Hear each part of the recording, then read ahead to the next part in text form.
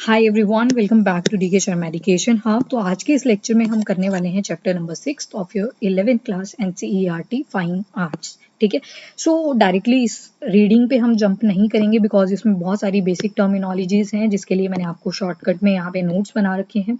अगर आपको ये पीडीएफ चाहिए होगा तो इसको टेलीग्राम से पिक कर लेना एंड टेलीग्राम का लिंक आपको डिस्क्रिप्शन बॉक्स में मिल जाएगा। ठीक है, तो चलो स्टार्ट करते हैं। एंड फाइनली हम क्या करेंगे, इसको पार्ट्स में डिवाइड करेंगे इस वीडियो लेक्चर को, और 4-5 पार्ट्स में हम कवर अप करेंगे because temple architecture is very important. ठीक है, तो सबसे पहले हम देखते हैं कि जो टेम्पल आर्किटेक्चर है वो स्टार्ट कहाँ से हुए थे। तो स्टार्टिंग की अगर बात करें तो बोला जाता है कि जो पुराण्स हैं, हमारे पुराणस के अंदर ये मेंशन करा गया है कि जो ब्राह्मणिकल रिलीजन था उनका ये स्टाइल था कि हम कैसे गॉड को पूजा करेंगे। ठीक है, तो रिप्रेजेंटेशन करी गई है बाय ब्राह्मणिकल रिलीजन्स। अगर बहुत पुरानी स्टोरीज में देखें, अगर आप टेम्पल के अंदर जाते हो तो आपको बहुत सी वेरिएशंस मिलेंगी। फॉर एग्जांपल अगर नॉर्थ इंडिया वाले पार्ट में देखोगे तो टेम्पल के जो स्टाइल्स होंगे, यहाँ पे नॉर्थ वाले पार्ट में देखोगे तो जो स्टाइल होंगे यहाँ पे डिफरेंट मिलेंगे। एंड साउथ में चले जाओगे तो सदर्न पार्ट में और ज़्यादा डिफरेंस मिलते हैं आपको टेम्पल्स के स्टाइल में। फॉर एग्जाम्पल जनरली अगर आप टेम्पल के अंदर जाते हो तो वहाँ पे मेन चीज़ क्या होती है, आइडल होता है ना, जिनकी वर्शिप करते हैं हम। गॉड होंगे, गॉडेसेस होंगी, एक मूर्ति बनी होगी प्रॉपर, और एक उनके बाहर से एक रूम भी डिजाइन कर दिया होता है। तो ये आप बेसिक सी चीजें जो हर एक मंदिर में देखते हो। ठीक है, कई बार क्या किया होता है, बीच में एक मेन देवती होते हैं, आइडल होते हैं या फिर मूर्ति बोल लो, और साइड में छोटे छोटे और आइडल्स भी बनाए होते हैं। ठीक है, तो वो सारी चीजें कैसे डेवलप हुई, that we are going to understand in this chapter. चलिए स्टार्ट करते हैं फ्रॉम द नोट्स डायरेक्टली। तो टेम्पल आर्किटेक्चर इन इंडिया, इसको हम दो हिस्सों में डिवाइड कर देते हैं। एक आता है आपका मोनोलिथिक। मोनोलिथिक का क्या मतलब आ जाता है, मोनो का मतलब होता है वन, लिथ का मतलब होता है स्टोन। तो मतलब एक ही स्टोन से जो टेम्पल्स बनाए गए उनको बोलेंगे मोनोलिथिक। तो ये दो टाइप्स के आ जाते हैं, एक आते हैं आपके पास केव टेम्पल, दूसरे आ जाते हैं रथ टेम्पल। रथ टेम्पल नाम से ही पता चल रहा है, आप एग्जाम्पल देखोगे अभी आप अपकमिंग लेक्चर्स के अंदर, महाबलीपुरम में रथ टेम्पल्स है। ठीक है, तो रथ की शेप में बनाए हैं, कैरियट शेप में बनाए हैं, इसी वजह से नाम पड़ जाता है रथ टेम्पल। वैसे ही अगर केव टेम्पल देखोगे तो नाम से पता लग रहा है, यानी कि गुफाओं के अंदर जो टेम्पल बने थे। जब हम स्टोन एज के बारे में पढ़ते हैं तो वहां पे हमने नोटिस करा था कि गुफाओं से ही वर्शिप कहीं ना कहीं शुरू हुई थी। तो यहाँ पे हम बोल देते हैं कि तीन तरह के होते हैं। एक होते हैं चैत्य।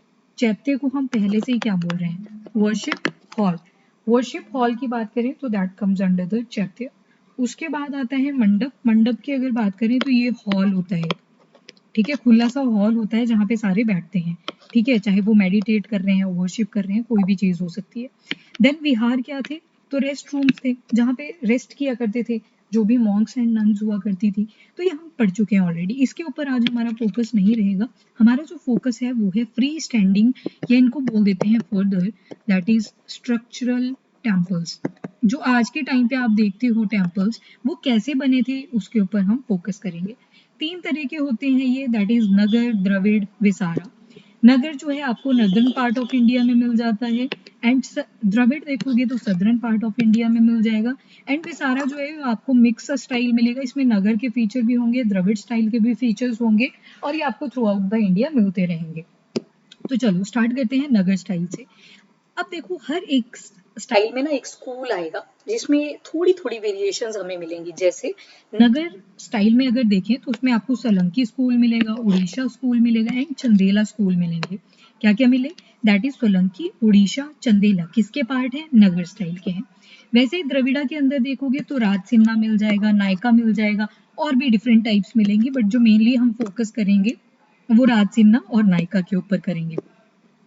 वैसे ही विसारा, जिसमें आपको नगर और द्रविड़ दोनों के स्टाइल्स मिल जाएंगे, तो उसमें एग्जाम्पल आ जाता है जैसे चालुक्यास, होयसलास। होयसलास के टेम्पल्स आप देखोगे बहुत यूनिक स्टाइल के बनाएंगे।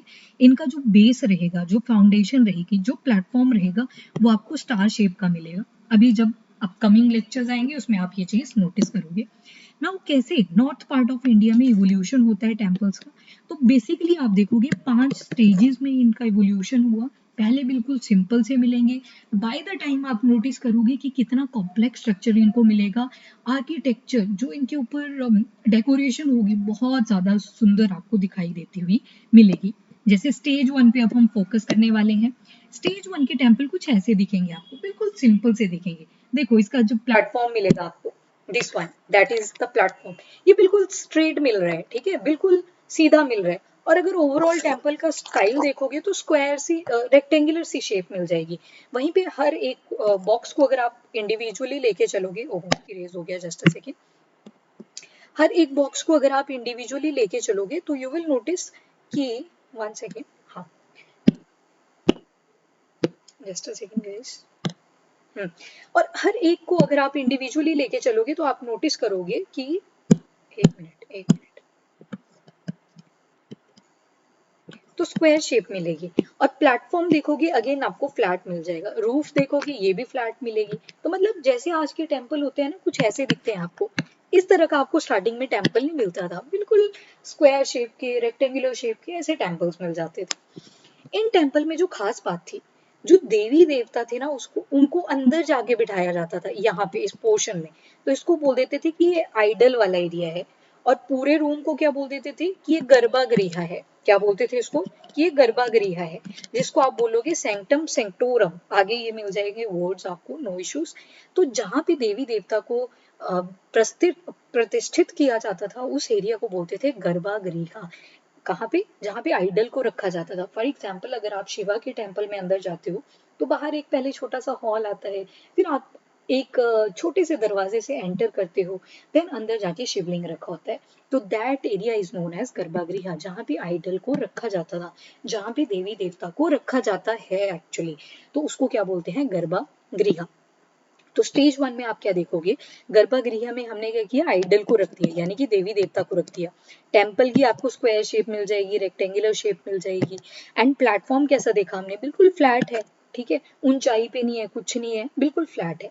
रूफ देखोगे अगर तो वो भी बिल्कुल फ्लैट है, कोई ऐसा आपको कर्व वगैरह कुछ नहीं मिलेगा देखने को। पिलर्स मिलेंगे आपको, ये जो डबल ये लाइंस वाले दिख रहे हैं ना आपको, these are the pillars. Pillars जो थे जस्ट डेकोरेशन के पर्पस के लिए थे, सपोर्ट तो देता है ये सीलिंग को, बट जो मेन फोकस था वो किस पे था, तो that is on the decoration. Example अगर आप देखोगे तो आपको मिल जाएगा, जैसे सांची में टेम्पल 17 है, तो वो बिल्कुल आपको सिंपल से स्टाइल का मिलेगा, दैट इज स्टेज वन का टेम्पल। कौन सा एग्जाम्पल आ गया, टेम्पल 17 एट सांची। उसके बाद स्टेज टू पे चलते हैं, सारी चीजें स्टेज वन की आ जाएंगी। क्या क्या, जैसे देखो अभी भी जो रूफ है वो फ्लैट है, ठीक है, जो रूफ है वो फ्लैट है, बट आप नोटिस करोगे एक नीचे ग्रीन कलर का मैंने एडिशनल सा स्ट्रक्चर लगाया है और उसके ऊपर पूरा टेम्पल रखा हुआ है। तो इसका मतलब है कि प्लेटफॉर्म जो था ना वो अभी भी स्ट्रेट है, प्लेटफॉर्म अभी भी फ्लैट है, बट उसको अप्रेज्ड कर दिया, ऊंचाई दे दी गई, ठीक है। ऐसे दिखाया गया है कि जो टेम्पल है वो भूमि से थोड़ा ऊंचाई पे होना चाहिए, तो उसको बोला गया कि जो प्लेटफॉर्म है वो अप्रेज कर दिया गया, ऊंचा रख दिया गया। अब देखो यहाँ पे गर्भगृह देखोगे अगर तो वो अंदर जाके था, कॉर्नर पे था, बट अब जो गर्भगृह है उसको सेंटर में ले आए। जो गर्भगृह है वो कहाँ पे मिलेगा आपको, सेंटर में मिलेगा। गर्भगृह कौन सा एरिया होता है, जहाँ पे आइडल को रखा जाता है। साइड में रूम्स देखो, दो पिलर्स दिखेंगे आपको, एक पिलर ये है, एक पिलर ये है, इसके बीच में बिल्कुल खाली जगह रख दी गई ताकि लोग जो है इसकी प्रदक्षिणा कर सके। सर्कम एम्बुलेटरी पाथवे भी इसको बोल देते हैं, मैं यहाँ पे लिख देती हूँ, इसको क्या बोल देते हैं, सर्कम एम्बुलेटरी पाथवे। जो प्रदक्षिणा नहीं लेते, घंटियां भी लगी होती हैं सीलिंग पे, फिर बजाते बजाते पूरी फैमिली एक रोटेशन ले लेती है, that is known as circum ambulation.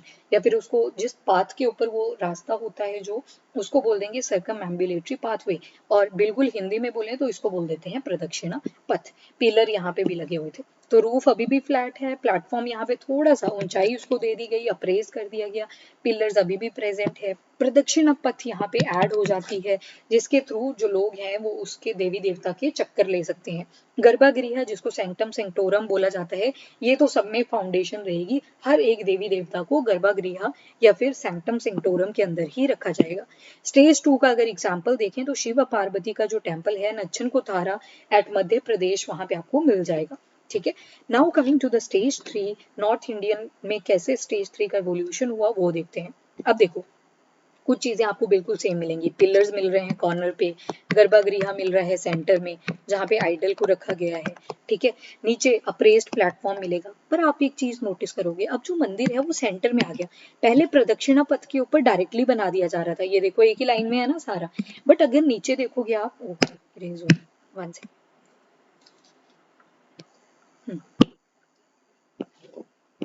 अब अगर आप नोटिस करोगे तो क्या नोटिस करोगे यहाँ पे कि जो टेम्पल है उसको सेंटर में ले आए, मतलब जो अप्रेस्ड पार्ट है उसको थोड़ा सा चौड़ा कर दिया और टेम्पल को उसके बीच में रख दिया। That is the one thing that you are going to notice in the stage 3। पर एक खास फीचर जो आपने ऊपर नहीं देखा, ये देखो ऊपर अभी भी जो रूफ है वो फ्लैट मिल रही थी स्टेज 2 में, बट स्टेज 3 में आप नोटिस करोगे एक ब्यूटीफुल सा शिखर ऐड कर दिया गया, जिस शिखर को हम बोलते हैं कर्वीलेनियस स्ट्रक्चर है, इसका कर्व सा बनाया हुआ है, ट्रायंगुलर शेप का कर्व सा बना दिया गया है। तो जो शिखर ऐड हुआ था that was in the stage 3। और जो स्टेज 3 के टेम्पल है वो आपको देवगढ़ में मिल जाए, देवगढ़ टेम्पल मिल जाएगा, जिसको दश अवतार टेम्पल भी बोलते हैं। एंड कहाँ पे है, तो उत्तर प्रदेश में लोकेटेड है। ठीक है, तो नगर स्टाइल जो आज आपको देखने को मिलते हैं, शिखर की जो एडिशन है वो स्टेज 3 में हो गई थी, और स्टेज 5 तक जब आप जाओगे तो वहां पे आपको शिखर अब मिलते ही जाएंगे। इसमें एक बहुत खास चीज ऐड करी गई स्टेज 3 में, एक तो शिखर ऐड करा गया, दूसरा जो यहाँ पे स्टाइल चलाया गया उसको बोला गया panchayatana style. Very important point, panchayatana style कौन सी स्टेज में ऐड हुआ था, तो it was in stage 3। Panchayatana style का क्या मतलब था, पंच मतलब 5 और टेम्पल्स यहाँ पे 5 होंगे, पर ऐसे नहीं होगा कि आपका 5 के ऊपर नोटिस जाएगा, नो। यहाँ पे एक जो मेन टेम्पल होगी वो बड़ी होगी, साइड में 4 जो होंगी वो छोटी छोटी सब्सिडरी टेम्पल्स बना दी जाएंगी, इनके अंदर भी देवी देवता होंगे, और जो छोटी छोटी टेम्पल्स होंगी वो कॉर्नर्स पे होंगी, चारों डायरेक्शंस में होंगी। तो मतलब मेन श्राइन जो होगी वो आपको सेंटर में मिलेगी, एंड जो सब्सिडरी श्राइन्स होंगी वो आपको कॉर्नर्स पे मिल जाएंगी। तो ये जो पंचायतन स्टाइल था ये भी कहाँ से शुरू हुआ, तो that started from the stage 3। एक और चीज जो इसमें खास लगाई गई दैट वाज शिखर। ठीक है, तो दो चीजें आपको मिल जाएंगी स्टेज 3 के अंदर, one is shikhara and second is panchayatana style. Now we are going toward the stage 4।